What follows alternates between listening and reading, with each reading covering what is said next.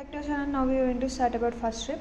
So you can see this is the first rib. It is its anterior side and this is the posterior end. So you can see the first rib is very short, it's broad and also it's stouted and it's the most curved rib, and it is also, you can see, small when compared with the typical rib. So you can see the typical rib is somewhat long and somewhat bigger, but you can see this first rib is very short and there are no twists. It's a curved, complete curved surface. No twists are present in a first rib, and also you can see it's flattened above and downwards. You can see it's like flattened surface, it's like this. But typical rib, you can see it's not flattened, it's like a tube, but it's, you can see it's a flattened surface. And next, it has mainly the superior and inferior. So you can imagine like a 3D structure. So this is a superior and this is the inferior surface, and it has an outer. So this is outer and this is a inner. It has a outer and inner border. So this is a inner border and this is a outer border, and it has a superior surface, and below it has an inferior surface, and this is the anterior end and this is the posterior end. You know, anterior end will articulate with the costal cartilage, whereas posterior end will articulate with the first thoracic vertebra, because it's a first rib, right? So now let us understand the side determination. So how to find out, like, it is a right, now it is very interesting, it's like a quiz. Now we will find out this diagram is from either left rib or right first rib. So let us find out how to find it. Mainly the anterior end is larger, thicker and pitted. So you can see the anterior end is larger, thicker, pitted, and the posterior end is small and it is rounded. You can see small and rounded, and the upper surface of shaft is crossed obliquely. You can see the upper surface is crossed obliquely mainly by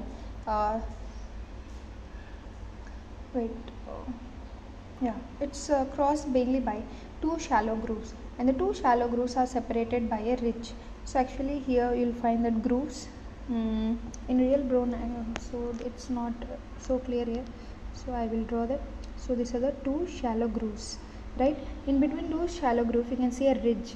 That ridge is called as it's separated by a ridge. That's it. This ridge is enlarged in inner border, form the scalene tubercle. So actually this ridge will be forming a tubercle in the inner side. Yeah, it's here, right? Sorry, not here. Exact position is here. So you can see these are the two oblique passages, and here there is a ridge in between this two, and this inner side it forms a tubercle that is called as scalene tubercle, and you can see that its muscle, the scalene anterior muscle, is attached to this scalene tubercle. So actually the both ends of the rib touch the surface if it is of left side. The both ends will, they'll touch the surface, but if it is of right side, the posterior one will not touch the surface. So you can see this is a superior view of left side, so it is touching the surface on both sides as it is a left side one.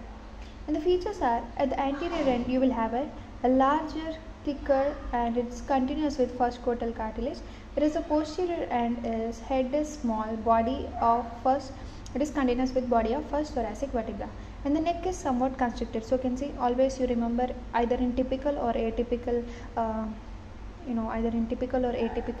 part of our rib, mainly especially in the posterior part, it will have a head, it will have a neck, and it will also have a tubercle. That is very important. Posterior end is always having a head, neck and tubercle. So this is a posterior end, right? This is head, this is neck, this is tubercle. So the neck is mainly constricted. You can see it's like somewhat thin, but you can see in a normal typical rib it's always like a tubular structure, but here it's a constricted.